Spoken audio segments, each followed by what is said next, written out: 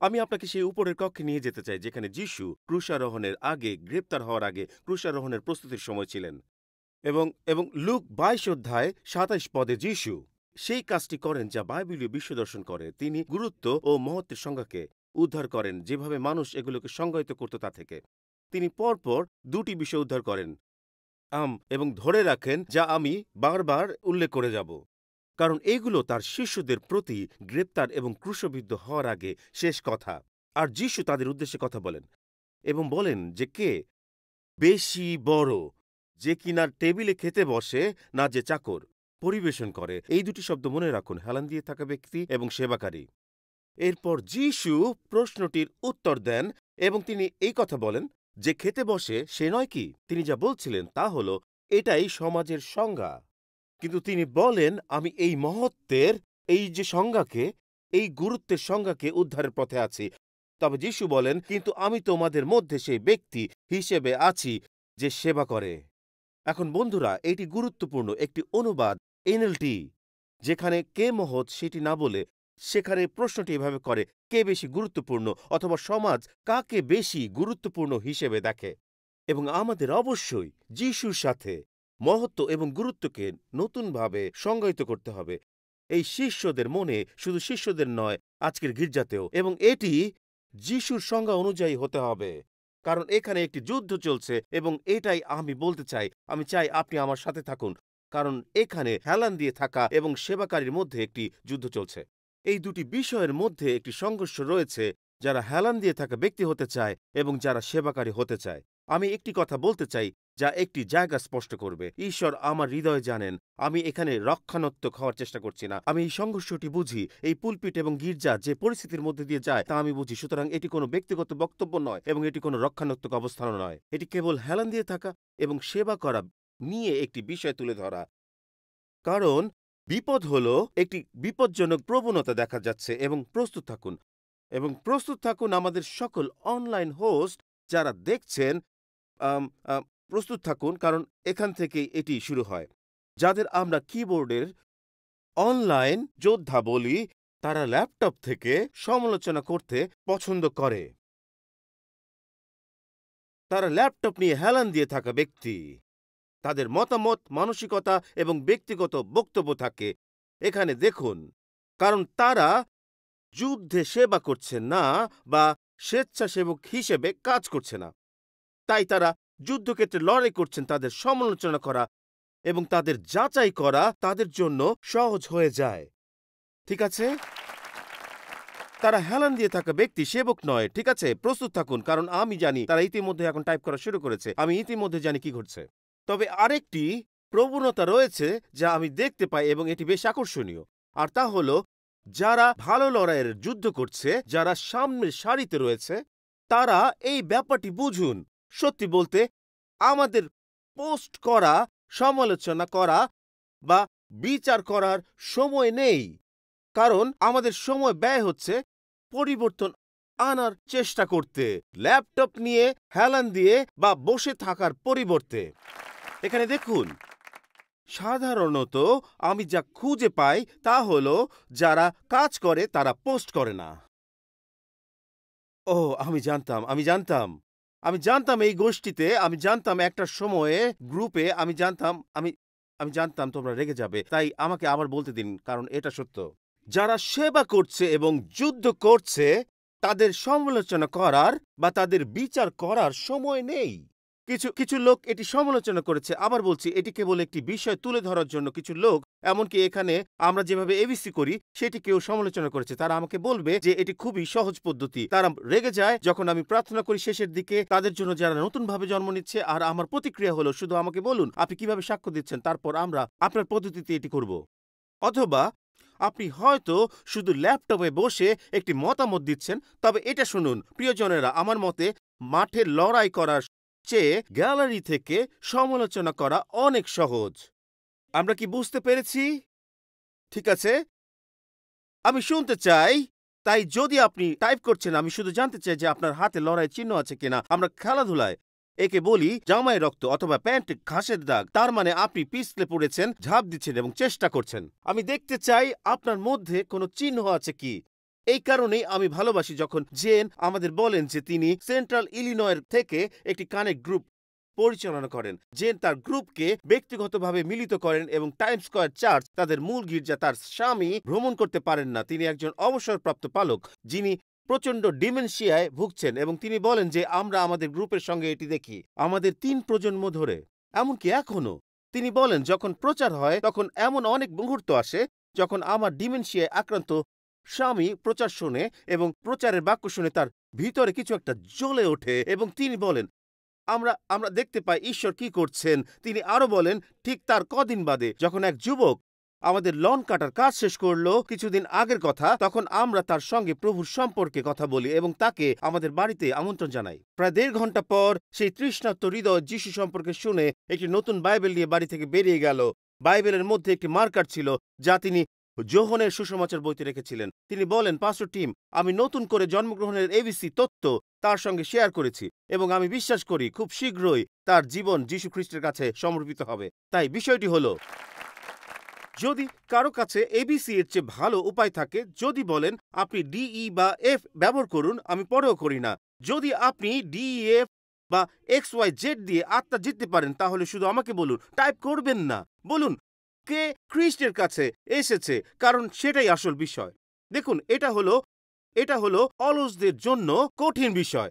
You অর্থাৎ অক্ষর you চমকপ্রদ ছিল যেহেতু আমরা দৈনিক জীবনে ঈশ্বরের অদৃশ্য হাত এবং দূরদর্শিতা দেখতে পেয়েছি।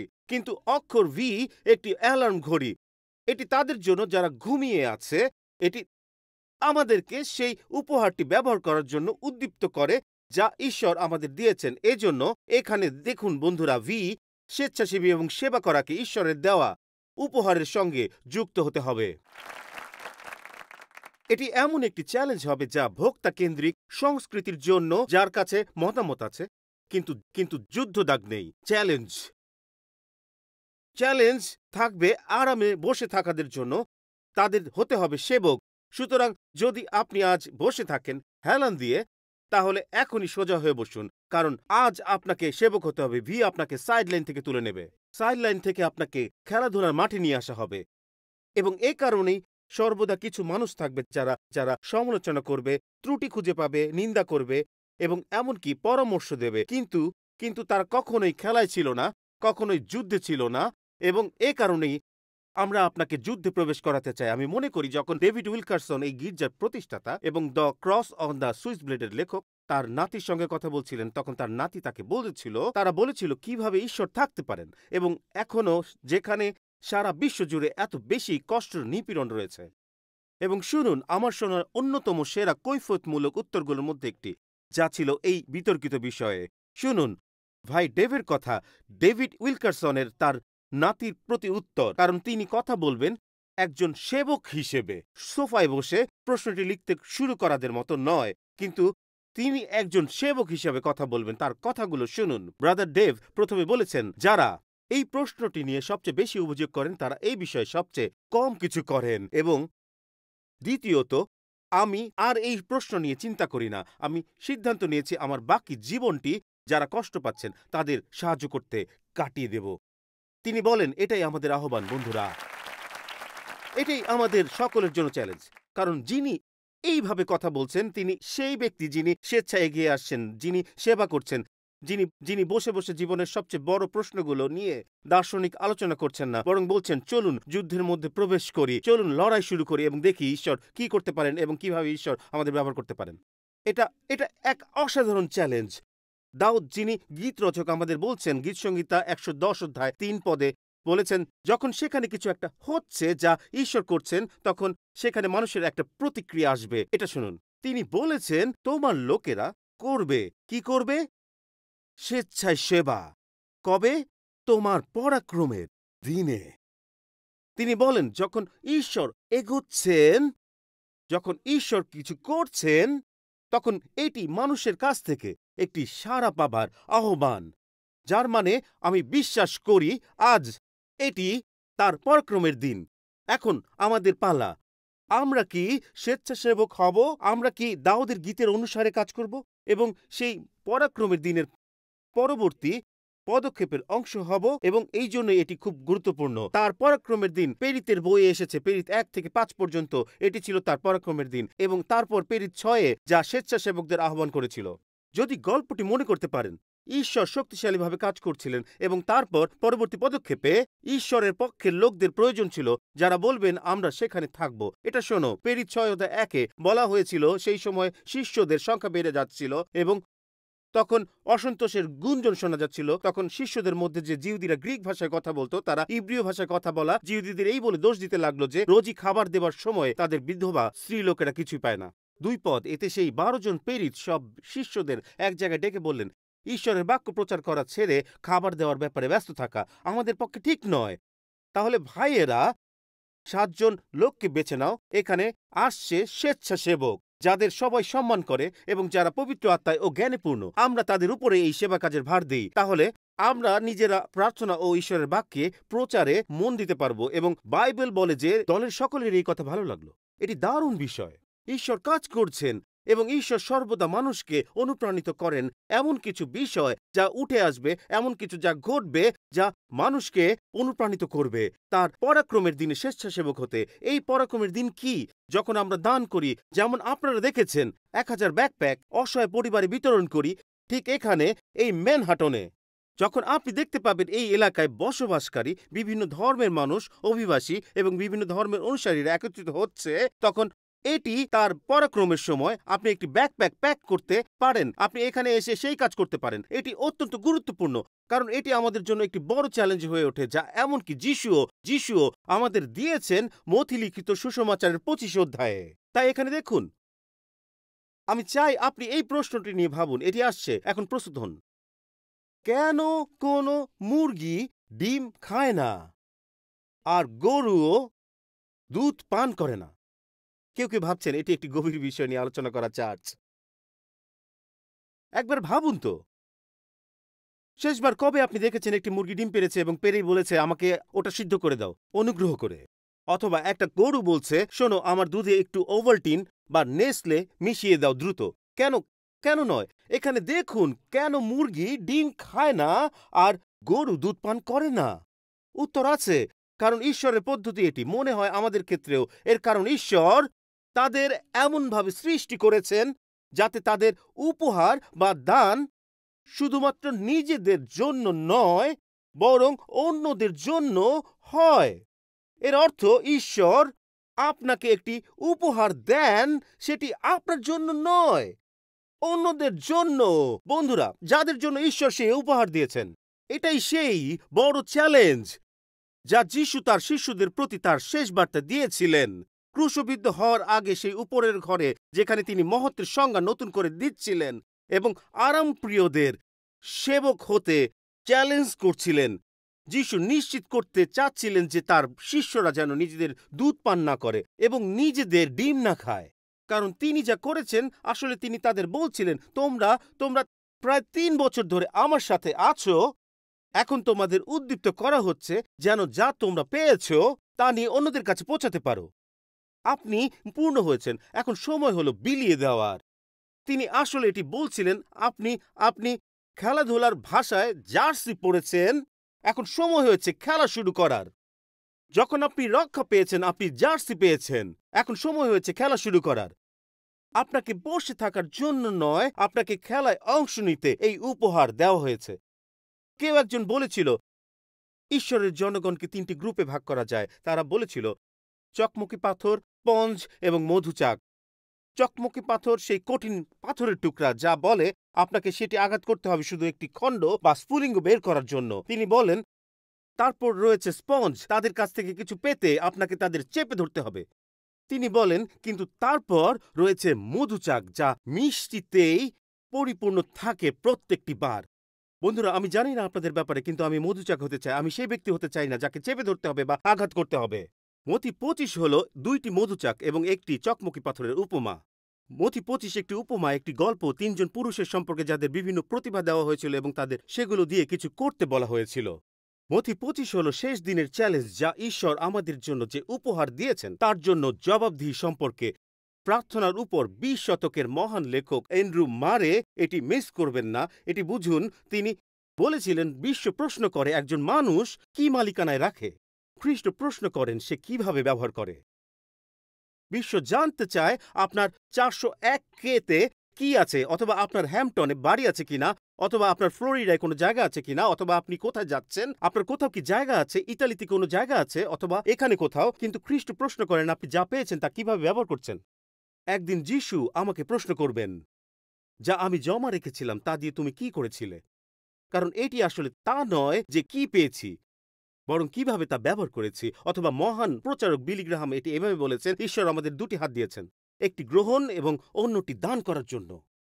আমরা জলাধর নই যে ধরে রাখবো, আমরা স্রোতধারা যা দেবার জন্য তৈরি। এবং এবং এ কারণেই এটি আজ আমাদের জন্য জরুরি। কোনো চার্চ বা পরিচর্যা, আমি বিশ্বাস করি উপহারের অভাব নেই। আমাদের শুধু মানুষদের স্মরণ করিয়ে দিতে হবে যে ঈশ্বর দুটি হাত দিয়েছেন যাতে আপনি দিতে পারেন। তবে প্রতিটি উপহারকে বৃদ্ধি করতে প্রয়োজন একজন ভালো এবং বিশ্বস্ত সেবক। কিন্তু যিশুর সেই চ্যালেঞ্জটি শুনুন, এটাই সেই গল্প যা তিনি উপরের ঘরে বলেছিলেন। তিনি বলেন, স্বর্গরাজ্য একটি মানুষের মতো যিনি যাত্রা করতে যাচ্ছিলেন। তার দাসদের ডেকে তার সমস্ত সম্পত্তির ভার তাদের হাতে দিলেন। সেই দাসদের ক্ষমতা অনুসারে তিনি একজনকে 5,000, একজনকে 2,000 ও একজনকে 1,000 টাকা দিলেন। তিনি তার যাত্রা চালিয়ে গেলেন এবং যে 5,000 টাকা পেল সে তা দিয়ে ব্যবসা করে আরও 5,000 টাকা লাভ করল। একইভাবে যে 2,000 টাকা পেল সে আরও 2,000 টাকা লাভ করল। কিন্তু যে 1,000 টাকা পেল সে মাটিতে গর্ত করে তার মনিবের টাকাগুলো লুকিয়ে রাখলো। এবং অনেক দিন পরে সেই মনিব এসে দাসদের কাছে হিসাব চাইলেন। 3 জন পুরুষকে 3টি আলাদা পরিমাণ অর্থ 3টি আলাদা থলিতে দেওয়া হয়েছিল, কিন্তু তাদের সকলের জন্য একই দায়িত্ব ছিল, যা তুমি পেয়েছো তা থেকে উত্তম কিছু ফেরত দাও। তুমি যেভাবে এই উপহার পেয়েছো তা সেইভাবে ফেরত দিও না, বরং এর চেয়ে ভালোভাবে ফেরত দাও। এবং প্রভু তাদের সকলকে এটি করার জন্য যথেষ্ট সময় দেন, কারণ তিনি বলেন তিনি দীর্ঘ সময় পরে ফিরে আসেন। আর যে ধনদক্ষতা যিশু আমাদের শেখাতে চলেছেন, যা পেয়েছি তা শুধু রক্ষা করা নয় বরং তা বৃদ্ধি করা। এটি একটি চ্যালেঞ্জ বিশ্রামকারী থেকে সেবাকারী হবার। আমি আপনাদের সেই উত্তরটি পড়তে চাই যা দ্য মেসেজ নামক একটি ভাষান্তর করা সংস্করণে এসেছে, যা সেই ব্যক্তির গল্পকে বর্ণনা করে যে দর্শক সারিতে বসে বিশ্রাম নিচ্ছিল, কিছুই করেনি তার অর্থ নিয়ে, তা মাটিতে পুঁতে ফেলেছিল, বিশ্রামে বসেছিল, এবং যখন প্রভু ফিরে এলেন তাকে ঠিক যেটুকু অর্থ দেওয়া হয়েছিল সেটুকুই ফেরত দিল, কিছুই বৃদ্ধি পায়নি। তার কাছ থেকে কোনো জীবন পরিবর্তিত হয়নি, কিছুই হয়নি এই দায়িত্ব ও ধনদক্ষতার কারণে যা তাকে দেওয়া হয়েছিল। শুনুন ইউজিন পিটারসন দ্য মেসেজ সংস্করণে কিভাবে এটি ভাষান্তর করেছেন। কিন্তু যে 1,000 টাকা পেয়েছিল সে এসে বলল, দেখুন আমি জানতাম আপনি ভয়ানক কঠিন লোক। আপনি যেখানে বীজ বোনেননি সেখান থেকে কাটেন এবং যেখানে ছড়াননি সেখান থেকে কুড়ান। আমি ভয়ে ভয়ে ছিলাম হয়তো নাখোশ হবেন, এই জন্য বাইরে গিয়ে মাটিতে আপনার টাকা লুকিয়ে রেখেছিলাম। এই দেখুন আপনার জিনিস, শেষ পয়সা পর্যন্ত আপনারই আছে। উত্তরে তার মনি তাকে বলল, দুষ্টু ও অলস দাস। এই পরবর্তী বাক্যটি মিস করবেন না। দায়িত্বকে এড়িয়ে বেঁচে থাকাটা অপরাধ। তুমি তো জানতে যেখানে আমি বুনিনি সেখানে কাটি, আর যেখানে ছড়াইনি সেখানে কুড়াই। বন্ধুরা, এটি বিশ্রামে বসে থাকা লোকদের জন্য একটি কড়া ভাষা। এটি তাদের জন্য কড়া ভাষা যারা প্রভুর কাছ থেকে একটি মহৎ উপহার পেয়েছেন, যার শুরু হয় পরিত্রাণ দিয়ে। প্রিয়জন, ভাবুন তো যা কিছু ঈশ্বর আমাদের দিয়েছেন, পরিত্রাণ থেকে শুরু করে আমাদের কেউ কেউ সুস্থতার অভিজ্ঞতা পেয়েছে। আমাদের মধ্যে কেউ কেউ আজ রাতে পবিত্র আত্মার উপহার পাবেন। আমাদের মধ্যে কেউ কেউ প্রভুর দেয়া উপহার পেয়েছে, জ্ঞানের উপহার পেয়েছে। ঈশ্বর অনেক কিছু দিয়েছেন। এখানে কেউ আছেন যারা বলবেন, ঈশ্বর আমার জীবন এবং আমার প্রতি অত্যন্ত উদার ছিলেন। এখন শুনুন, এখানে আসছে দায়িত্ব এড়িয়ে বেঁচে থাকাটা একটি অপরাধ। ঈশ্বর আমাদের যেসব উপহার দিয়েছেন, যদি ঈশ্বর আমাদের একটি উপহার দেন তবে সেই উপহারটি আরো বৃদ্ধি পেতে এবং ভালো হতে হবে। যে উপহারই আমাদের দেওয়া হোক তা আমাদের জন্য, তা 5, 2 বা 1 হোক, এমনকি যদি একটিও দেন, ঈশ্বর বলেন আমি চাই তুমি ব্যবহার করো। যখন আমি একটির কথা ভাবছিলাম তখন আমি চিন্তা করছিলাম যে ঈশ্বর বর্তমানে চীন দেশের মধ্যে কি করছেন এবং ভূগর্ভস্থ গির্জায় যে উদ্দীপনা ঘটছে তা আর কিছুই নয় বরং জাগরণের এবং একই সাথে আক্ষরিক অর্থে অলৌকিক ঘটনা। এখানে যা অনুঘটক হিসেবে ব্যবহৃত হয়েছিল তা হল 1866 সালে হাডসন টেইলর। এবং হাডসন টেইলর ছিলেন সেই মিশনারি যিনি চীনে সুসমাচার পৌঁছানো সম্ভব তা প্রথম দেখিয়েছিলেন। এবং আজ এটি সত্যি বিস্তার লাভ করেছে। এক প্রতিভাবান লোকের কথা ভাবুন। যখন হাডসন টেইলর গ্লাসগো, স্কটল্যান্ডে একটি উপাসনা সমাপ্তির বক্তৃতা দিচ্ছিলেন, তখন এই লোকটি তার কাছে এসে উপস্থিত হন, যিনি আক্ষরিক অর্থেই কাঠের পা নিয়ে হাঁটছিলেন। এটা ছিল একটি পেগ পা। তার যা ছিল তা ছিল যেন এক জলদস্যুর পা। এতে কোনো কৃত্রিম অবয়ব ছিল না যা পায়ের মতো দেখতে হতো। এটি ছিল একটি লাঠির মতো পেগলেগ, যা এই লোকটির ছিল, যিনি হাডসন টেলরের কাছে এসে বলেন, ঈশ্বর আমাকে ডাকছেন চীনে যেতে। এবং হাডসন টেলর লিখেছিলেন, আমি নিচে তাকালাম এবং দেখলাম তার অবস্থাটা কি ছিল। তিনি বললেন, কেন তুমি তো এই অবস্থায় চীনে যেতে পারবে না? এবং লোকটি তাকে বললেন, ঈশ্বর আমাকে বলেছেন আমি আপনার সাথে চীনে যাচ্ছি। তিনি তখন প্রশ্ন করলেন, তাহলে তাহলে তাহলে ঈশ্বর তোমার কাছে কি বলেছেন? এবং সেই লোকটি তাকে একটি অসাধারণ পদ উদ্ধৃত করে, যা হলো যিশায় 33:23। শুনুন এটা কি বলে, ঘোড়ারা শিকার করবে। আচ্ছা আচ্ছা, ঘোড়ারাও? হাডসন টেলর বললেন, ভালো, তুমি তো ঘোড়া, কিন্তু সেখানে সেখানে তো অনেক শিকার রয়েছে চীন দেশে। তখন তিনি বললেন, তাহলে মনে হয় তুমি যেতে পারবে। যখন সেই লোকটি চীনে সুসমাচার প্রচারক হিসেবে যাচ্ছিলেন, তখন কিছু লোক শিপে তাকে জিজ্ঞেস করলো, তুমি কেন চীনে মিশনারি হতে যাচ্ছ? এখন এখানে আপনি বলতে পারেন যে তিনি সেই 1000 টাকার ব্যক্তি, এক পাওয়ালা, আর অন্যটি ছিল পেক পা। জিজ্ঞেস করা হলো, তুমি কেন এমন অবস্থা নিয়ে চীনে মিশনারি হতে যাচ্ছ? এবং সে বলল, এই কথাগুলো খেয়াল রাখুন। আচ্ছা, আমি দেখছি না যে অনেক দুপায়ে হাঁটা মানুষ যাচ্ছে, তাই আমি এক পায়ে যাচ্ছি। এখন শুনুন, যখন যখন সে সেখানে পৌঁছলো, তারা বলল, কেউ কখনো এমন একজন মানুষকে হাঁটতে দেখেনি, এই এই এই বিদেশি যিনি কাঠের পানি এইভাবে এসেছেন। তারা বলেছিল এটা আশ্চর্যজনক ছিল। তারা তাকে দাঁড়ে দাঁড়ে গিয়ে সুসমাচার প্রচার করার কাজ দিয়েছিল। তারা বলল, যখন কেউ দরজা বন্ধ করার চেষ্টা করত, সে তার কাঠের পা ঢুকিয়ে দিত এবং কেউ তার দরজা বন্ধ করতে পারত না। এবং তখন সে তাদের কাছে প্রচার করতে শুরু করত এবং ঈশ্বর সেই পেক পা ব্যবহার করলো সুসমাচার পৌঁছানো শুরু করতে সেই সুদূর চীনে। কিন্তু কে জানে ঈশ্বর কি করতে পারেন? এমনকি যখন আমরা তাকে 1000 টাকা দিই। এটি ছিলেন মহান D.L. মুডি, যিনি তার বাইবেলে যিশায় 6:8 পদে নিম্নলিখিত শব্দগুলি লিখেছিলেন। তারপর আমি প্রভুর কথা শুনতে পেলাম। তিনি বললেন, আমি কাকে পাঠাবো? আমাদের পক্ষে কে যাবে? D.L. মুডি তার বাইবেলের কলমে এই শব্দগুলো লিখেছিলেন। তিনি বলেন, আমি শুধু একজন, কিন্তু আমি একজন। আমি সবকিছু করতে পারি না, কিন্তু আমি কিছু করতে পারি, এবং যা আমি করতে পারি তা আমাকে করতে হবে। এবং যা আমাকে করতে হবে ঈশ্বরের করুণায় আমি তা করব। এই ব্যক্তির কাছে ছিল মাত্র একটি ভালো পা, কিন্তু ঈশ্বর একটি কাঠের পা ব্যবহার করলেন। তিনি শুধু আমাদের তার অধীনে রাখতে চান। এখন আমাকে এক মুহূর্তের জন্য এই কথা বলতে দিন, কারণ আমি একটি কাঠের পা নিয়ে আপনাদের সাথে কথা বলতে চাই। শোনেন, আমি এখন পরবর্তী প্রজন্মের সাথে কিছু সময় কথা বলতে চাই, কারণ এটি একটি প্রশ্ন যা আমি প্রায় হাই স্কুল বা কলেজের ছাত্রছাত্রীদের কাছে শুনে থাকি, এবং তারা আমাকে এই প্রশ্নটি করে, পাস্টর টিম, আমি কিভাবে আমার আহ্বান খুঁজে পাবো? আমি কিভাবে জানবো ঈশ্বর আমাকে দিয়ে কি করতে চান? আমি কিভাবে জানবো ঈশ্বর আমাকে কি হতে বা কি করতে ডেকেছেন?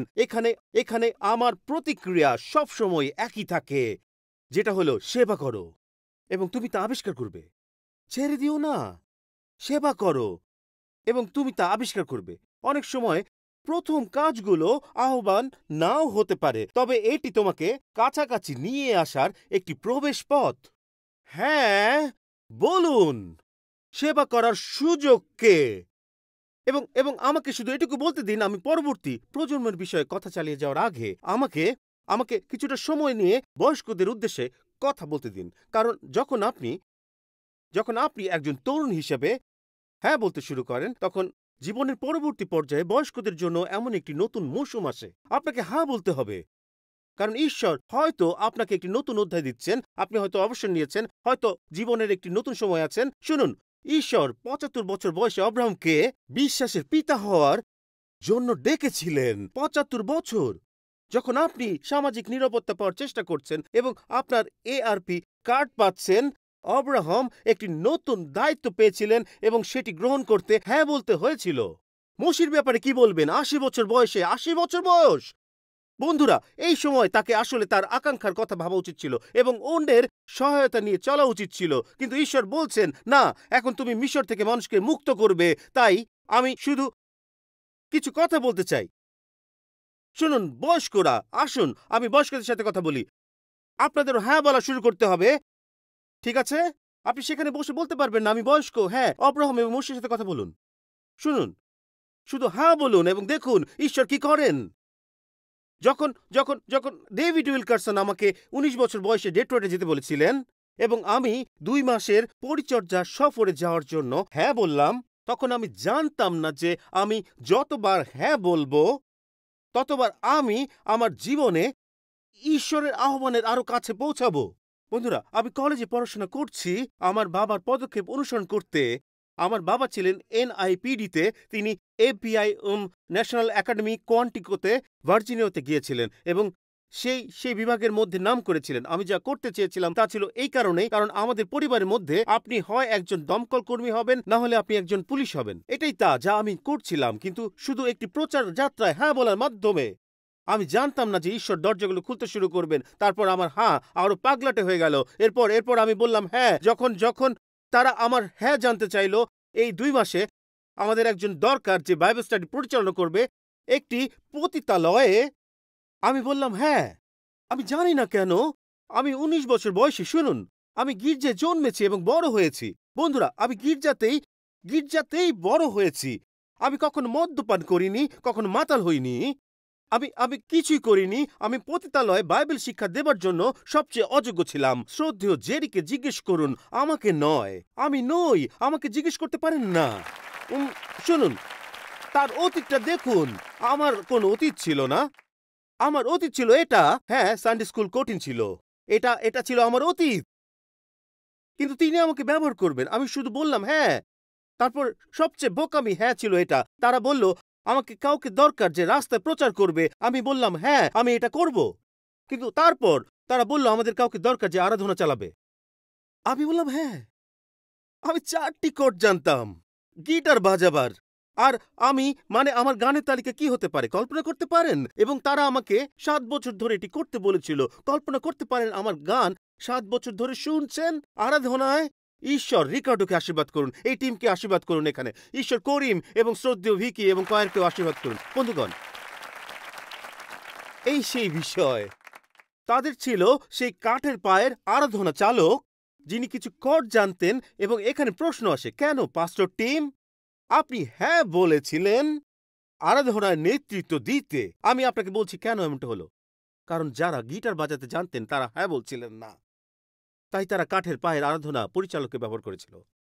এবং কাঠের পায়ের আরাধনা পরিচালক যে খুব বেশি জানতো না, শুধু হ্যাঁ বলেই যাচ্ছিল। আর এটাই যা আমাদের করতে ডাকা হয়েছে।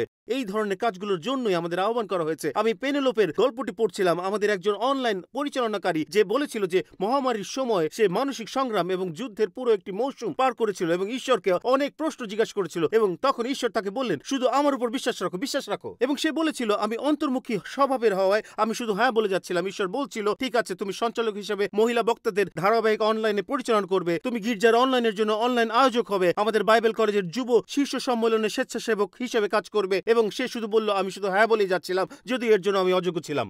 আমি বললাম কিন্তু এই কাজটি অসাধারণ ছিল। ঈশ্বর আমার সন্দেহ এবং অনিশ্চয়তা নিরসনে কাজ করতে শুরু করেছেন এবং এখন আমি আমাদের সাথে যুক্ত থাকা অন্যান্য গ্রুপের নেতাদের তৈরি করছি। শেষ পর্যন্ত আমি তাদের নিজ নিজ দল পরিচালনা করতে সাহায্য করছি। এমনটা কে ভাবতে পেরেছিল? এটা কেবল হ্যাঁ বলার মাধ্যমে। এটি গ্রুপগুলো তখন হোক অথবা ডেট্রয়েটের জন্য হোক, ঈশ্বর আপনাকে আপনার ভবিষ্যৎ দেখাতে শুরু করবেন। হ্যাঁ বলার মাধ্যমে দেহ ব্যবসার হোটেল, হ্যাঁ বলার মাধ্যমে প্রচার কাজ এবং আরাধনা নেতৃত্ব দেওয়ার মাধ্যমে ঈশ্বর আপনার ভবিষ্যৎ প্রদর্শন করবেন। ঈশ্বর এটা করবেন। এখানে শুনুন এটা। কে ভাবতে পেরেছিল যে পনির বিতরণ করবার জন্য হ্যাঁ বললে এটা হবে ইসরায়েলের ইতিহাসের সবচেয়ে প্রসিদ্ধ রাজার দায়ুদ্ধ সূচনা চিহ্ন? কিছু লোক হয়তো ভাবছেন আমি এখন মাখন, ডিম এবং পনির সরবরাহ নিয়ে কথা বলছি এবং এটি উপবাসের সপ্তাহ। এই সময় এমন বাজে প্রচার। আপনারা জানেন কি ঘটছে আমার মনে? আমি চাই আপনারা এটা ভাবুন। কে এটা ভেবেছিল যে এই হ্যাঁ এর মাধ্যমে বিতরণের বিষয়ে আমি এই শব্দটি বলছি পনির, এটি হবে সূচনা চিহ্ন ইসরায়েলের অন্যতম মহান রাজার। এবং আমি পনিরের গল্পটি বলতে চাই, যার মাধ্যমে দাউদ তার ভবিষ্যতের দিকে যাত্রা শুরু করেছিল। দাউদ এই বলে শুরু করেনি যে আমাদের এমন কাউকে দরকার যিনি গুলতিতে ভালো। না, এটি শুরু হয়েছিল তুমি কি পনির বিতরণ করতে পারো? এভাবেই তার গল্প শুরু হয়েছিল। প্রিয় বন্ধুরা, কিছু মানুষ হয়তো ভাবছে সত্যি পনির, ঠিক আছে, এটি দেখুন বাইবেল থেকে। তখন যিশয় তার পুত্র দাউদকে বললেন, এখন এখন তুমি তোমার ভাইদের জন্য এই ভাজা শস্যের 1 ওইফা এবং এই এখানে দেখুন 10টি রুটি নিয়ে শিবিরে চলে যাও এবং রুটির সাথে 10টি পনিরের টুকরা নিয়ে যাও। তারা যুদ্ধের ময়দানে পনির স্যান্ডউইচ খাচ্ছে। তাদের হাজারপতির কাছে এগুলো নিয়ে যাও, তোমার ভাইয়েরা কেমন আছে তা দেখে এসো এবং তাদের কাছ থেকে কোনো একটা চিহ্ন নিয়ে আমার কাছে এসো। তিনি বললেন, শৌল ও তোমার ভাইয়েরা আর সমস্ত ইসরায়েলীয় সৈন্যেরা এলা উপত্যকায় আছে এবং পলিস্তীয়দের সঙ্গে যুদ্ধ করছে। তাই দাউদ ঘুম থেকে উঠল খুব সকালে, যেন সে তার পনির এবং স্যান্ডউইচগুলো পৌঁছাতে পারে। দেখুন, আমার দিকে এক মুহূর্ত তাকান। আপনি কি জানেন দাউদ কিভাবে গলিয়াতের মুখোমুখি হয়? এটি এটি উবার ইটসের মাধ্যমে সে এই কাজটাই করেছে। এটি উবার ইটস। তারা বলছিল, ঠিক আছে, আমরা সেগুলো প্যাক করে দিচ্ছি উবার ইটস, আপনি 10 টুকরো পনির স্যান্ডউইচ পৌঁছাতে পারবেন, সেই লোকেদের সেনাপতিদের কাছে পৌঁছাতে পারবেন। দাউদ বলল, আমি এটা করব। দাউদ সে যুদ্ধে পৌঁছায় যেখানে গলিয়াত ইসরায়েলের সন্তানদের বিদ্রুপ করেছিল। দাউদের হাতে ছিল একটি শিকার করার গুলতি এবং সেই গুলতিতে একটি পাথর যা বিশাল দৈত্যের মাথায় আঘাত হানে। সেই ঘটনা চিরকাল, চিরদিন এবং জীবনকে সংজ্ঞায়িত করে। কিন্তু এটি সেই জন্য ঘটেনি যে তারা কোনো দক্ষ শুটার বা সাহসী ছেলেকে খুঁজছিল। তারা চেয়েছিল কেউ যেন পনির স্যান্ডউইচ পৌঁছে দেয়। দাউদ গলিয়াতের মুখোমুখি হয় একটি খাবার ডেলিভারি অর্ডারের মাধ্যমে। এইভাবে এটি ঘটে কারণ তার বাবা তাকে বলেছিল, তার ভাইদের এটি প্রয়োজন ছিল, সেনাপতিদেরও প্রয়োজন ছিল। দাউদ বিনম্রভাবে নির্দেশ মেনে নেয় এবং হঠাৎ করেই নিজেকে খুঁজে পায় ভবিষ্যতের মুখোমুখি, আবিষ্কার করে, তার জীবনকে চিরতরে বদলে দেয় এবং আপনি তার গল্প পড়বেন। কিন্তু এটি শুরু হয়েছিল একটি হ্যাঁ বলার মাধ্যমে। আর আপনারা কি প্রস্তুত আছেন এই মুহূর্তে চার্চ? এটি শুরু হয়েছিল একটি সাধারণ কাজের জন্য হ্যাঁ বলার মাধ্যমে, যা একটি অসাধারণ ফলাফল এনে দেয়। কেবল ঈশ্বরই এটি করতে পারেন। তিনি করেছিলেন।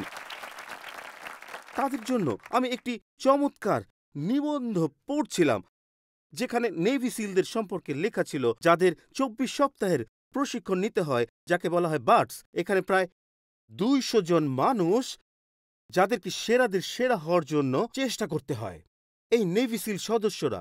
এবং যখনই আপনি আর এগিয়ে যেতে পারবেন না, যখনই আপনি আর কিছু করতে পারবেন না এবং প্রোগ্রামটি ছেড়ে দিতে চান, তখন আপনাকে সামনে যেতে হবে, একটি ঘন্টা বাজাতে হবে এবং আপনাকে হেলমেটটি মাটিতে রেখে দিতে হবে। এটি মূলত আপনার এই সাক্ষ্য দেয় যে আমি ছেড়ে দিয়েছি, আমি আর এক মুহূর্তের জন্য পারিনি। এবং তারা যা বলেছে তা হলো 90% যারা নেভি সিলের বার্ডস প্রশিক্ষণের মধ্যে দিয়ে যায় তারা সফল হতে পারে না। 90%, 9-0। এবং কেউ একজন এই বিষয়ে কিছু গবেষণা করছিলেন এবং এর উপর কিছু আশ্চর্যজনক আবিষ্কার করেছেন এবং তারা বলেছে, তারা বুঝতে পেরেছে যে যারা এটি সম্পূর্ণ করতে পেরেছে তারা ছিল সেই 10%। তারা বলেছিল, আমরা বুঝেছি যে তারা ছিল না বিশালদেহী শক্তপোক্ত কেউ, তারা ছিল না সেই পোড় খাওয়া লোক যারা ট্যাটু করেছে, তারা ছিল না কলেজের তারকা যারা মাস্টার্স ডিগ্রি নিয়ে বেরিয়েছিল। তারা বলেছিল যাদের বাহ্যিকভাবে আকর্ষণীয় মনে হয় তারা সফল হয়নি। এবং তারা যা বলেছে তা হলো এই 10% যারা নেভি সিল বার্ডস প্রশিক্ষণ সম্পন্ন করতে পারে, সেই ক্লান্তিকর শারীরিক কষ্টে ভরা প্রশিক্ষণের সময় যখন তারা সম্পূর্ণভাবে ক্লান্ত হয়ে পড়ে, মানসিকভাবে ভেঙে পড়ে এবং যখন মনে হয় যে তারা আর এগোতে পারবে না, তখন তারা যে কারণটি খুঁজে পেয়েছিল তা শুনুন, এটি আসছে। তারা গভীরে যায়, কোনো এক পথ খুঁজে পায়। এটি অবিশ্বাস্য। তারা গভীরে যায়, কোনো এক পথ খুঁজে পায়। তাদের পাশের ব্যক্তিটিকে সাহায্য করার উপায় খুঁজে বের করে। তারা নিজেরা এগিয়ে যাবার জন্য নয়। এটাই তারা বলেছে, এটাই তাদের আলাদা করে। তারা নিজেদের কথা ভাবছে না, তারা ভাবছে কিভাবে আমি অন্য কাউকে সাহায্য করতে পারি। দাউদ নেভি সিলের মতো ছিলেন। দাউদ তার কাজ ছেড়ে দেননি এবং বলেননি আমি চিজ সরবরাহ করি না, ঈশ্বরকে ধন্যবাদ, তিনি এমন কিছু বলেননি। এবং তিনি বললেন আমি এটা আমার ভাইদের জন্য করব, আমি এটা সেনাপতিদের জন্য করব। কিন্তু দাউদ জানতেন না যে তাকে তার ভাইদের প্রয়োজন ছিল না, কেবল সেনাপতিদের প্রয়োজন ছিল না, তাকে পুরো ইসরায়েল জাতির স্বার্থের জন্য প্রয়োজন ছিল। ঈশ্বর এটি ব্যবহার করতে যাচ্ছেন, যা দাউদ হয়তো ভেবেছিলেন শুধু চিজ স্যান্ডউইচ ডেলিভারি, তাই ছিল সেই দরজা যা তার ভবিষ্যৎ খুলে দেবে। যদি দাউদ ভাবতেন যে তিনি চিজ সরবরাহের চেয়ে বেশি কিছু, তবে তিনি সেই দরজাটি মিস করতেন যা ঈশ্বর তাকে সেখানে নিয়ে যেতে ব্যবহার করেছেন। বন্ধুগণ, সেবা করা হচ্ছে সেই আহ্বানের দরজা। আমি আবার বলি, সেবা করা হচ্ছে সেই আহ্বানের দরজা। যদি দাউদ অপেক্ষা করত আরো সম্মানজনক কাজের জন্য, তবে সে এখনো ভেড়ার পাল দেখত এবং সেই মুহূর্তটি মিস করত। গলিয়াত সেখানে ছিল, গলিয়াত অপেক্ষা করছিল এবং প্রয়োজন ছিল শুধু কিভাবে আমি গলিয়াতের কাছে পৌঁছাবো আমার পিতার কথা মেনে এবং মান্য করার মাধ্যমেই। এটি সেই লক্ষ্য অভিমুখে প্রবেশ পথ। এটি একটি নম্রতার পরীক্ষা। আমি এটা এভাবে বলি, যেহেতু আমরা হাডসন টেইলরের কথা বলছিলাম, যিনি প্রথম চীনে ঈশ্বরের বাণী নিয়ে গিয়েছিলেন, তিনি এইভাবে বলেন, এটা মিস করবেন না, এটা ভালো ছিল। টেইলর বলেছেন, একটি ছোট বিষয় হলো একটি ছোট বিষয়, কিন্তু একটি ছোট বিষয় বিশ্বস্ততা, এটা একটি বড় বিষয়, একটি বড় বিষয়। এটা হচ্ছে এটা এটা এটা যে বিষয়টি ঘটে, এটা শুধু ছোট বিষয় নয়, এটা হলো যদি আমি তার সাথে বিশ্বস্ত থাকি, তাহলে এটা তা যা ঈশ্বর সম্মান করেন। গির্জা বাইবেলে নেতা মাত্র 6 বার উল্লেখিত হয়েছে, সেবক 900 বার উল্লেখিত হয়েছে। এটি সঠিক বিষয়ের সাথে সংযুক্ত হওয়া। অনেক সময় তারা দৈত্যকে পরাজিত করতে পারে, তারা কখনোই দৈত্যকে পরাজিত করার জন্য নির্বাচিত হয় না, কারণ তারা পনির পৌঁছানোর কাজ করতে চায় না। আবার বলি, কারণ আপনারা খুব নীরব হয়ে গেছেন, যেন আমার উপর রেগে গেছেন, যা যা ঠিক আছে। অনেক সময় হতে পারে এখানে 10-15 জন দৈত্য হত্যাকারী আছে যারা গলিয়াতকে হারাতে পারে, কিন্তু আপনি পৌঁছাতে পারবেন না যদি পনির পরিবেশন করা শুরু না করেন। যদি আপনি এমন কিছু দিয়ে শুরু না করেন যা মনে হয় খুব সাধারণ, দৈনন্দিন এবং কিছুটা তুচ্ছ, কিন্তু যা আপনি তুচ্ছ বলে মনে করেন তা আসলে অত্যন্ত বৃহৎ হতে পারে। আপনি গলিয়াতকে গলিয়াতের মিশনে নয়, বরং পনিরের মিশনে হত্যা করেন, এবং সাধারণত এটি ঘটে সেই সময় যখন আপনি এই বিতরণের কাজটি করতে যাচ্ছেন। তখন ঈশ্বর হঠাৎ করে বলেন, তুমি এই বিনয় কাজের জন্য হ্যাঁ বলেছ, এখন আমি তোমাকে এই দায়িত্ব দিয়ে বিশ্বাস করতে পারি। বন্ধু, আপনি জানেন না যে ঈশ্বর কি কি দরজা খুলে দিতে পারেন। শুনুন, আমি বলছি একটি অসাধারণ গল্প, যে গল্পটি যিশু আমাদের উপরের কক্ষে শিক্ষা দিচ্ছেন তা থেকে এসেছে। যখন আমরা প্রতিভা, আরামদায়ক চেয়ার এবং সেবক সম্পর্কে আলোচনা করছি, আমি আপনাদের একটি অসাধারণ মুহূর্ত সম্পর্কে বলতে চাই, কিভাবে তারা সেই কক্ষটি খুঁজে বের করেছিল। এটি এটি একটি গল্প, এটি মার্ক 14 অধ্যায়ে রয়েছে। এটি শুনুন। যিশু জেরুজালেমে থাকা তার 2 শিষ্যকে এই নির্দেশনা দিয়ে পাঠিয়েছিলেন, তোমরা শহরে প্রবেশ করার সময় একজন মানুষ যিনি পানির পাত্র হাতে নিয়ে যাচ্ছেন তোমাদের সাথে দেখা করবেন, তাকে অনুসরণ করো, এবং যে বাড়িতে সে প্রবেশ করবে তার মালিককে বলো, গুরু বলছেন, অতিথি কক্ষ কোথায় যেখানে আমি আমার শিষ্যদের সাথে নিস্তার পর্বের খাবার খেতে পারি। সে তোমাদেরকে উপরে একটি বড় কক্ষে নিয়ে যাবে যা ইতিমধ্যে প্রস্তুত করা হয়েছে, এবং সেখানে তোমরা তোমাদের খাবার প্রস্তুত করবে। বন্ধুরা, তোমরা কি বুঝতে পারছো কি ঘটতে যাচ্ছে? এটি হবে সকল সময়ের সবচেয়ে বিখ্যাত ভোজ, সবচেয়ে বিখ্যাত টেবিলে, সবচেয়ে বিখ্যাত কক্ষে, যেখানে শিল্পীরা এই মুহূর্তের ছবি আঁকবে যা $1,000,000 মূল্যের হবে। দা ভিঞ্চি এটি আঁকবে এবং এটি একটি মাস্টারপিস হিসেবে বিবেচিত হবে। কিন্তু এখানে যা আশ্চর্যজনক, কিভাবে এটি ঘটছে আপনি মিস করতে পারেন, এবং এটি সব এক শব্দে নির্ভর করে। আমরা যে প্রথম পদটি পড়েছিলাম সেখানে ফিরে যাই। তাহলে যিশু তাদের মধ্যে 2 জনকে জেরুজালেমে পাঠালেন এই নির্দেশনা সহ, যতক্ষণ তুমি শহরে প্রবেশ করবে, এখানে তার গির্জায় একটি লোক একটি জলের পাত্র নিয়ে দেখা করবে। এখন এখানে দেখুন, আপনি এটা মিস করতে পারবেন না, এটা একেবারেই অসাধারণ। শুনুন ভালো করে, এখানে এখানে এটি কি বলে? একজন লোক বহন করবে। এখন বন্ধুরা, আমি শুধু সংস্কৃতি বলছি, আমি আপনাদের প্রথম শতকের কথা বলছি। পুরুষরা কখনোই প্রথম শতকে জল বহন করত না, এটা মনে করা হতো। মহিলাগণ, আমাকে খারাপ দৃষ্টিতে দেখবেন না, ঠিক আছে? এটা আমি শুধু আপনাদের রীতিনীতি ও আচরণের কথা বলছি, ঠিক আছে? আচ্ছা, এটা সেই সময় মহিলাদের কাজ ছিল। পুরুষরা ছিল বিশ্রামকারী, মহিলারা পরিবেশক, ঠিক আছে? আমি জানি আমি বিপদে পড়তে যাচ্ছি, আমি শুধু আপনাদের বলছি, দয়া করে আমাকে খারাপ দৃষ্টিতে দেখবেন না। মহিলাগণ, এখানে এটা হলো, আমি জানি না কেন সেই ব্যক্তি সেদিন জল বহন করেছিল, আমি জানি না, কিন্তু হতে পারে সেই লোক, সে কি তার স্ত্রীকে সাহায্য করেছিল? সে কি তার স্ত্রীর কথা মানছিল এবং রাগান্বিত অবস্থায় মাথায় জল নিয়ে যাচ্ছিল, ভাবছিল সে বলেছে যে রান্না করছে আর এখন আমাকে যেতে হবে, আমি জানি না কেন, কিন্তু এটা বুঝতে হবে যে সে তা করছিল বলেই সে উপরের ঘরের পথপ্রদর্শক হয়ে উঠেছিল।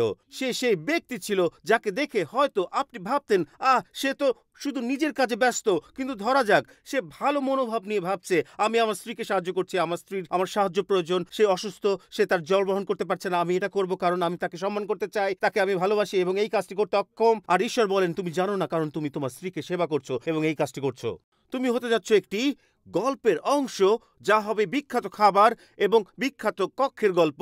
যেটা ভেবেছিলেন, এটি শুনুন ভালো করে, টাইম স্কয়ার চার্চ, আপনারা ভেবেছিলেন মাথায় একটা তুচ্ছ জলের পাত্র বহন করা সেটাই আসলে তোমার লক্ষ্যের প্রবেশদ্বার হয়ে উঠেছিল।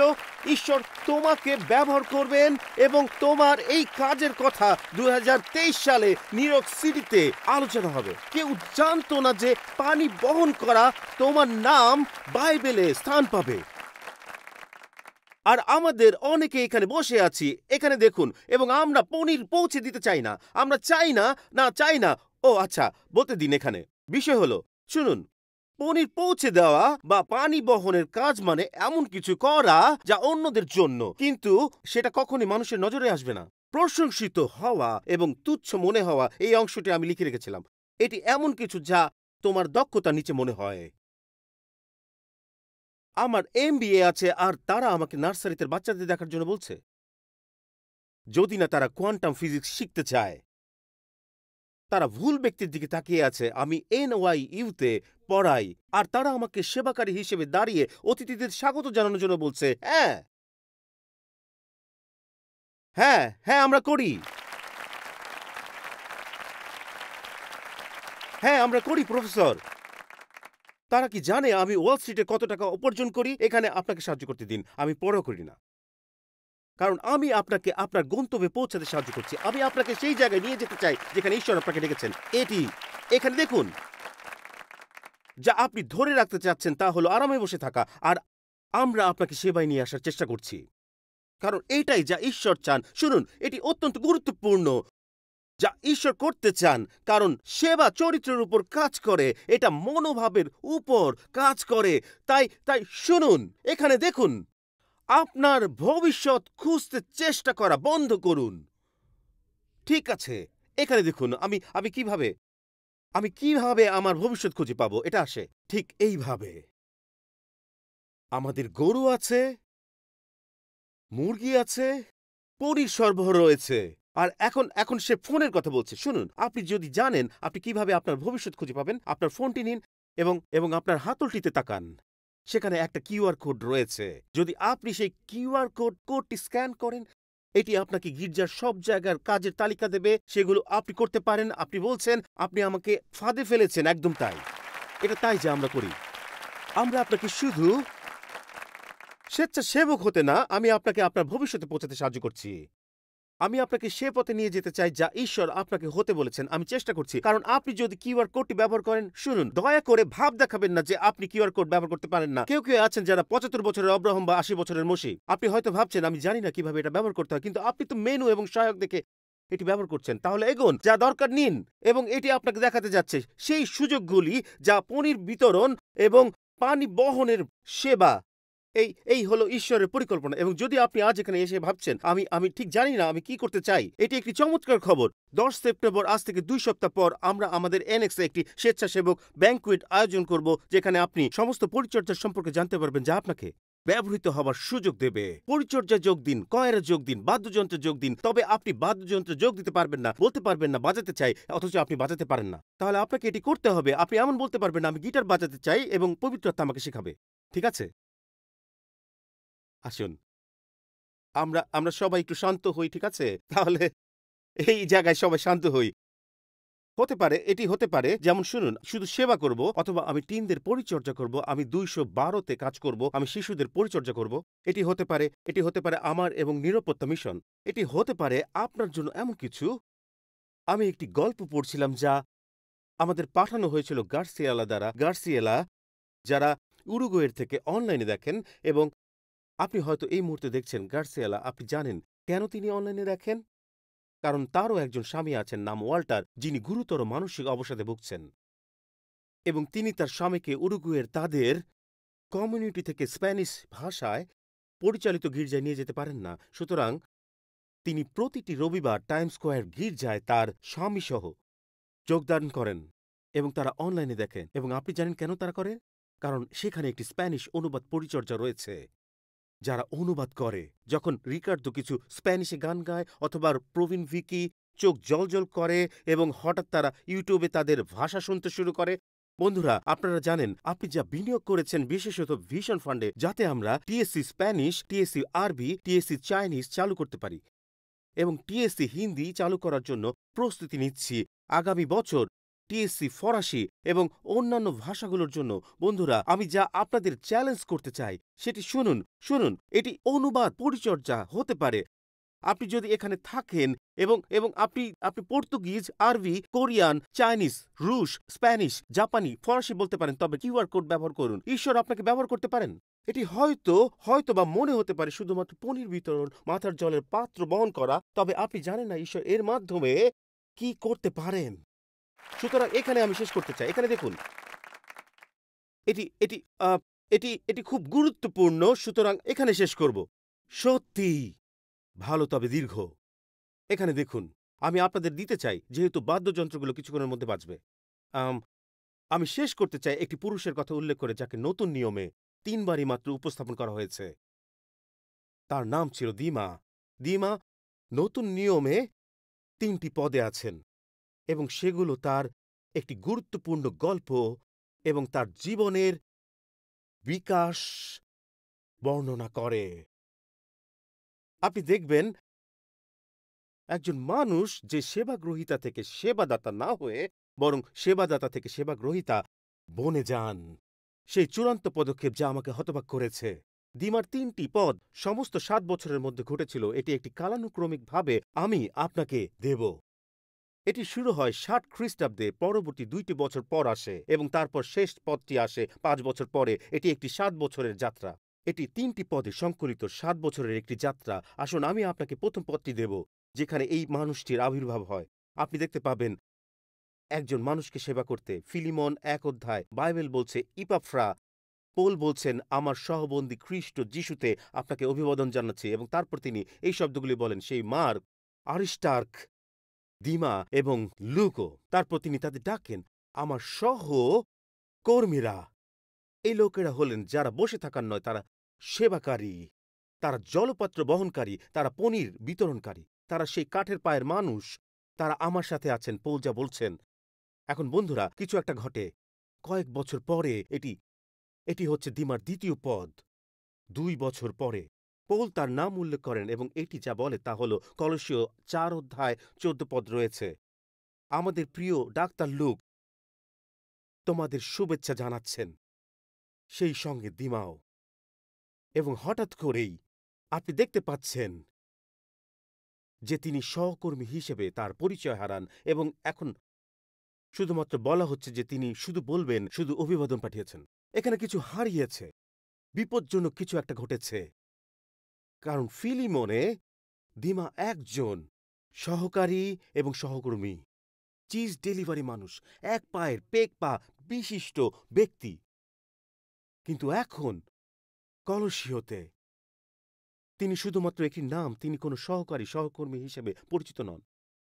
এবং তারপর বন্ধুরা, কয়েক বছর পরে তিনি সহকর্মী থেকে শুধু যে নামে পরিণত হলেন তাই নন, এখন এখানে দিমার 3য় পদ। শুনুন 2 তিমোথেও 4 অধ্যায় 10। কারণ দিমা এখনকার জগৎকে ভালোবেসে আমাকে ত্যাগ করেছে। আপনি কি বুঝতে পারছেন কি ঘটেছে? সে পৌলকে সাহায্য করছিল 2য় পদে, সে শুধু একটি নামের তালিকায় বিশ্রামে, আর এখন 3য়বারে একজন পরিত্যাগকারী পৌলকে ত্যাগ করেছেন, পরিচর্যা ত্যাগ করেছেন। তিনি পৃথিবীকে ভালোবেসেছেন এবং চলে গেছেন। দিমা সাহায্য করছিলেন, তারপর যিশু শুধু উপস্থিত ছিলেন, এবং এখন দিমা পৌলকে ত্যাগ করেছেন। বন্ধুরা, আপনি কি বুঝতে পারছেন যে আজ এখানে যারা আছেন তাদের অনেকেই আগে সেবা করতেন এবং হঠাৎ করেই ভাবছেন, বন্ধুরা আমার কথা শুনুন, আপনি ভাবছেন আমরা শুধু স্বেচ্ছাসেবক চাই। না না না না, আমরা আপনার জীবন উদ্ধার করার চেষ্টা করছি। চেয়ারে বসে থাকা লোকদের কি হয় বন্ধুরা? সেবা করার ভালোবাসার পরিবর্তে তারা হঠাৎ করে পৃথিবীকে ভালোবাসতে শুরু করে এবং তারপর হঠাৎ তাদের উপহারটি আর সুসমাচার প্রচারকে ত্বরান্বিত করতে ব্যবহার হয় না এবং তারা নিজের জন্য ব্যবহার করেন। এখন আপনার গাভীরা দুধ খাচ্ছে এবং আপনার মুরগিরা ডিম খাচ্ছে, কারণ এখন তাদের উপহার অন্যদের জন্য ব্যবহার হচ্ছে না। ঠিক আছে, আমি সেবা করছি না যতক্ষণ না আমি টাকা পাচ্ছি, আমি একটি বৃত্তি চাই, আমি চাই। বন্ধুরা, আচ্ছা বুঝতে পারছেন তো, এটাকে সেবা বলে না। আপনি আপনি যখন যখন টাকা পান তখন আপনি সেবা করছেন না। ও আমার উ আমি দেখতে পাচ্ছি তীরের মতো কিছু একটা এখানে ছুটে আসছে এবং শুধু শুনুন, শুনুন ভালো করে, এটি খুব গুরুত্বপূর্ণ। আপনার প্রতিভা হলো ঈশ্বরের দেয়া একটি উপহার। আপনি এটি নিয়ে যা করেন তা হলো ঈশ্বরকে ফিরিয়ে দেয়া।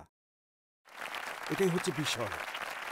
আপনার প্রতিভা, ঈশ্বর বলছেন এখানে এটি আছে, এক প্রতিভা, দুটি প্রতিভা, পাঁচটি প্রতিভা। এটি গ্রহণ করতে পারেন এবং বিশ্রাম নিতে পারেন, অথবা আপনি এটি গ্রহণ করে বলতে পারেন আমি সাধারণ জীবনযাপন করছি না, আমি অন্যদের উপকারের জন্য জীবনযাপন করছি, যেমনটা আমাদের বাইবেল স্কুল বলে থাকে। আমি এটাই করতে আহত হয়েছি, তাই আমি এখানে এখানে এখানে আমি এটি এতটাই কৃতজ্ঞ, আমি এতই কৃতজ্ঞ যে দাউদ পনির বিতরণ করে। আমি এত কৃতজ্ঞ যে একজন মানুষ তার মাথায় পানি ভর্তি মটকা নিয়ে চলে। আমি এত কৃতজ্ঞ, ধন্যবাদ ঈশ্বরকে যে দাউদ বলে নাই আমি পারবো না। ধন্যবাদ ঈশ্বরকে পুরুষ লোকটি বলেনি মহিলাদের কাজ আমি করব না। ধন্যবাদ ঈশ্বরকে। বন্ধুরা, যখন আপনি ইতিহাসে তাকান আপনি জানেন যে ইতিহাস বদলেছে, কারণ পুরুষেরা সেবার দায়িত্ব নিয়েছে। ধন্যবাদ ঈশ্বরকে যে মাইকেল অ্যাঞ্জেলো বলেননি আমি ছাদের কাজ করি না, আমি কেবল ক্যানভাসে কাজ করি। এর অর্থ আপনি সেবাব্রতের কথা ভাবা বন্ধ করুন। ধন্যবাদ ঈশ্বরকে যে একজন জার্মান সন্ন্যাসী মার্টিন লুথার বলেননি আমি দরজার কাজ করি না, কিন্তু এটি ব্যবহৃত হয়েছিল উটেনবার্গ দরজায় একটি পরিবর্তন শুরু করার জন্য। পৃথিবী একটি ভালো জায়গা হয়েছে কারণ অক্সফোর্ডের ডন জন ওয়েসলি বলেননি যে আমি কেবল পুলপিটে কথা বলি, খোলা ময়দানে কথা বলি না। এবং এটি ছিল তার খোলা ময়দানে প্রচারের আউটরিচের মাধ্যমে, পুলপিটে নয়, যা আসলে মহোদ্দীপনা এনেছিল এবং এবং সারা দেশে এবং এবং এবং সারা যুক্তরাজ্যে। বাইবেলের শুরু থেকে শেষ পর্যন্ত আপনি বারবার দেখতে পাবেন যে পুরুষ এবং মহিলারা যাদের অন্তরে মনের মধ্যে আত্মায় সেবকের মনোভাব ছিল, তাদের জন্য বিশ্ব বদলে গেছে। মসি বলেননি আমি মরুভূমিতে যাব না, নোহ বলেননি আমি নৌকা তৈরি করব না, জিরোমিও বলেননি আমি কাঁদতে চাই না, আমোস বলেননি আমি ভাষণ দেব না, ধন্যবাদ রাহব বলেননি আমি গুপ্তচর লুকিয়ে রাখবো না, রুদ বলেননি আমি মাঠে শস্য কুড়াবো না, দাউদ বলেননি পনির সরবরাহ করব না, মরিয়ম বলেননি আমি কুমারী হয়ে গর্ভধারণ করব না।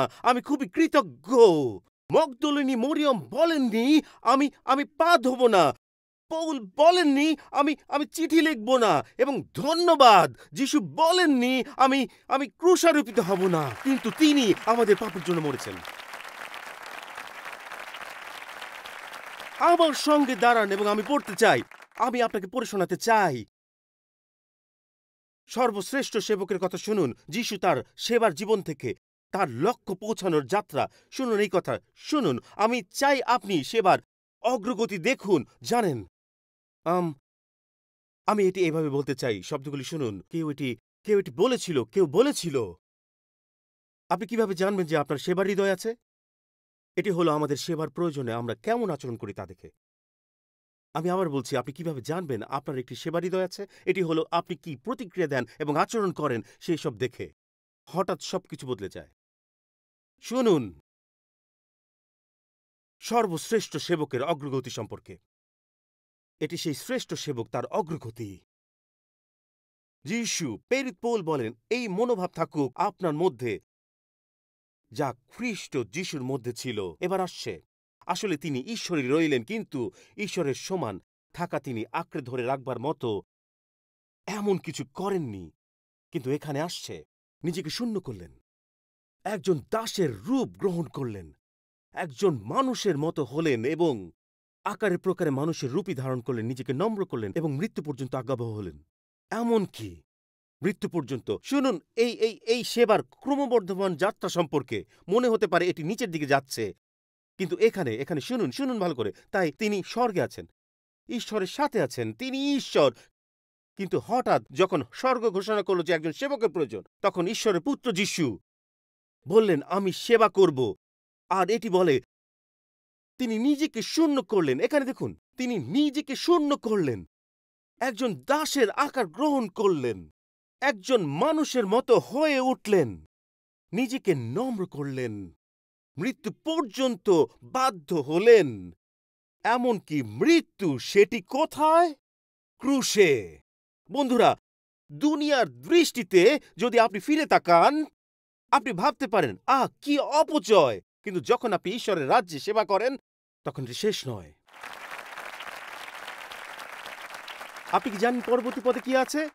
এই কারণেই ঈশ্বর তাকে মহিমান্বিত করেছেন এবং তাকে এমন একটি নাম দিয়েছেন যা প্রতিটি নামের উপরে। তাই যেন যিশুর নামে, হালেলুয়া, স্বর্গে, পৃথিবীতে এবং পৃথিবীর নিচে প্রতিটি হাঁটু নত হয় এবং প্রতিটি জিহ্বা স্বীকার করে যে যিশু হলেন প্রভু, ঈশ্বর পিতার মহিমার জন্য।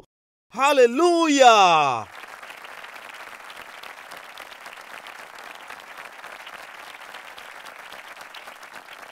আপনি স্বর্গে যেতে পারেন কারণ যিশু দাস রূপে নিজেকে সমর্পণ করেছিলেন।